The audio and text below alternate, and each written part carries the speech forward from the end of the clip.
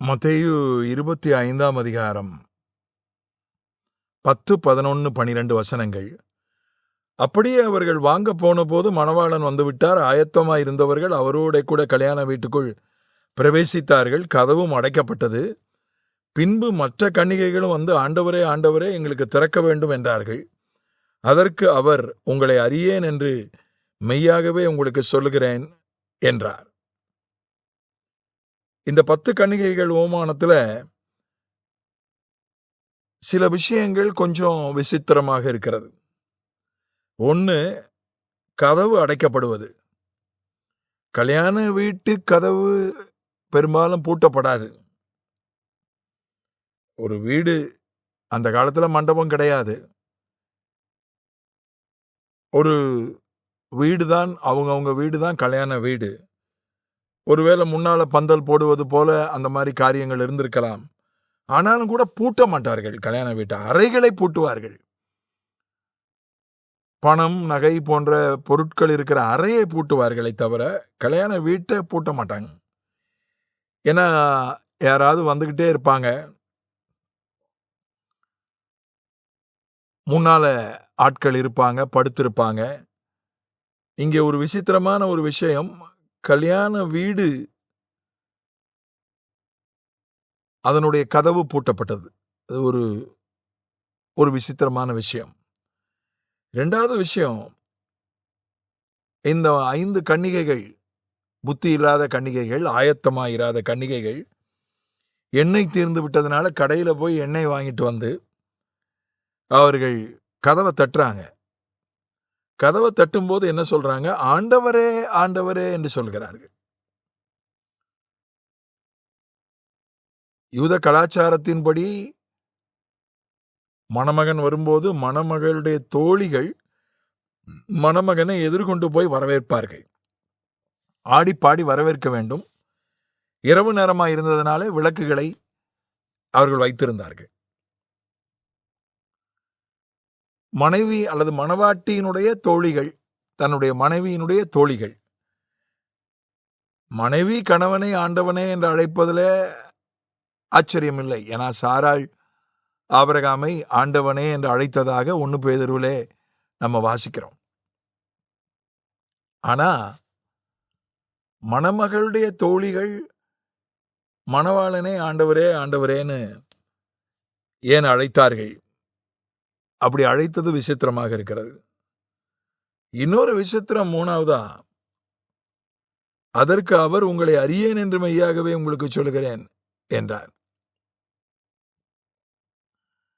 மணவாளன் திறக்கலைன்னா கூட பரவாயில்ல, ரொம்ப களைப்பா இருக்கு, பிரயாணம் பண்ணி வந்திருக்கிறோம், இப்போ வந்து கதவை தட்டுறாங்க, திறந்தா எல்லாத்தையும் பேசணும், ரொம்ப களைப்பா இருக்கு, நான் தூங்குறேன்னு இருந்தா பரவாயில்ல.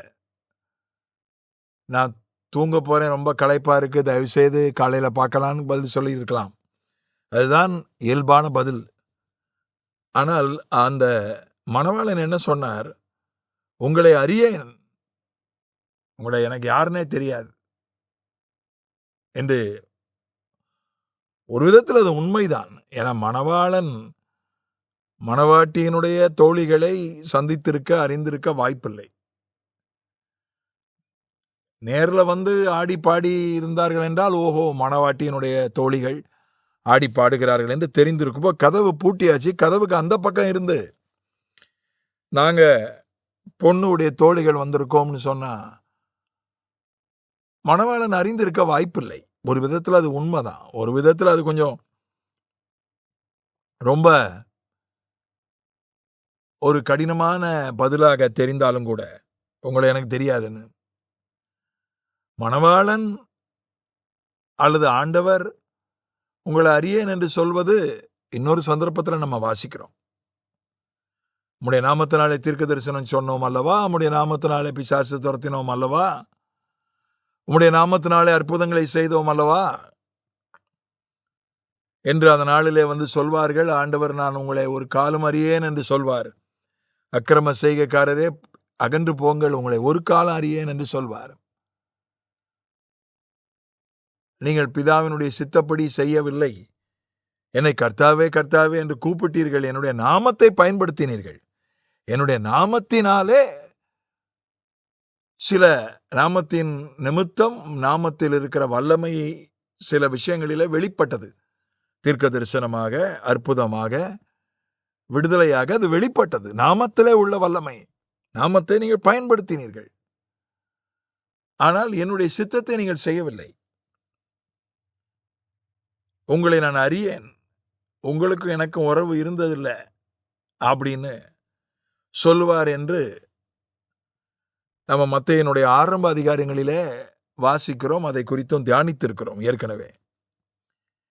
இப்போ அவங்களாவது ஆண்டவருடைய நாமத்தில் அற்புதம் பண்ணாங்க, தீர்க்க தரிசனம் சொன்னாங்க, பிசாசு துரத்துனாங்க, பிதாவின் சித்தம் செய்யலை, அக்கிரமம் செஞ்சாங்க. உங்களை அறியேன்னு சொல்லிட்டார். இவங்க ஒன்றும் அக்கிரமம் செய்யலையே, மணவாளுடைய பேரை பயன்படுத்தலையே, ஏன் இவங்களை அறியேன் என்று சொன்னார்? ஏன் இவரிடத்தில் கடினமாய் நடந்து கொண்டார்? ஏன் கதவு அடைக்கப்பட்டது? திறந்து இருந்திருக்கலாமே. ஏனென்றால் இந்த வருகையை குறித்த காரியங்கள் என்றாலே அதில் ஒரு கண்டிப்பு உண்டு. அதுல ஒரு கண்டிப்பு. முதல் வருகை, கிறிஸ்துவனுடைய முதல் வருகையில கண்டிப்பு கிடையாது. எல்லாமே தயவு, எல்லாமே கிருபை பெற்றவளே வாழ்க. அவ விசுவாசிக்கல, இயேசு பிறப்பார்னு விசுவாசிக்கல, அவளுக்கு கிருபை.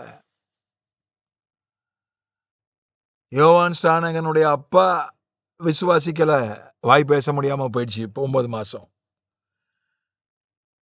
மரியாள் விசுவாசிக்கல, அவளுக்கு ஒன்றும் நடக்கல, காரணம் கிருபை. கிறிஸ்துவனுடைய முதல் வருகை எல்லாமே கிருபை தான். எல்லாமே கிருபை. ஏரோது ஆண்டவர் ஒன்றும் செய்யலை. ஏரோது பாலகனாகிய கிறிஸ்துவை அழிப்பதற்கு முயற்சி பண்ணான். அவனுக்கு ஒன்று அப்போஸ்தலர் 12ஆம் அதிகாரத்தில் ஏரோது புழுத்து செத்தான் என்று நாங்கள் வாசிக்கிறோம். அந்த ஏரோது வேற, இந்த ஏரோது வேற. இயேசு கிறிஸ்துவை கொல்ல முயன்ற முயற்சியில் எத்தனையோ ஆண் குழந்தைகளை, 2 வயசுக்கு உட்பட்ட ஆண் குழந்தைகளை கொன்று குவித்தான். அவனுக்கு இன்னும் பெருசா ஆண்டவர் தண்டனை கொடுத்ததா வேதத்துல பதிவு இல்லை. அவன் மரித்து போனான். பிள்ளையை கொல்ல தேடினவர்கள் மரித்து போனார்கள் தான் இருக்கே தவிர, அவர்களுக்கு ஒரு ஆண்டவருடைய தண்டனை வந்தது. ஆண்டவருடைய முதல் வருகையில அவர் மனிதனாக பிறந்து வந்த ஃபர்ஸ்ட் அட்வென்ட் ஆஃப் கிரைஸ்ட், முதல் வருகையில அவ்வளவு கிருபை, அவ்வளவு கண்டிப்பே இல்லை. யோசேப்பு மரியாளை தள்ளிவிட வேண்டும் என்று நினைத்தான். யோசேப்போடு ஆண்டவர் பேசினாரு. ஒன்றும் கண்டிக்கல, கடிந்து கொள்ளல, பேசினார், அவ்வளவுதான். பேசி அவனை மனசை மாத்தினாரு. சாஸ்திரிகள் திசை மாறி ஏரோதுகிட்ட போனாங்க. அவங்களே ஆண்டவர் கடிந்து கொள்ளல. அவ்வளோ தூரம் நட்சத்திரத்தை பார்த்து வந்தவங்க ஊருக்குள்ள வந்தவன நட்சத்திரத்தை விட்டுட்டு அரண்மனைக்கு போயிட்டாங்க. ஆண்டவர் கடிந்து கொள்ளல. இதெல்லாம் நம்ம பார்க்கிறோம். ஒரு கண்டிப்பு அங்க இல்லை. ஆனா 2வது வருகையில எல்லாம் கண்டிப்பா இருக்கிறத பார்க்கிறோம்.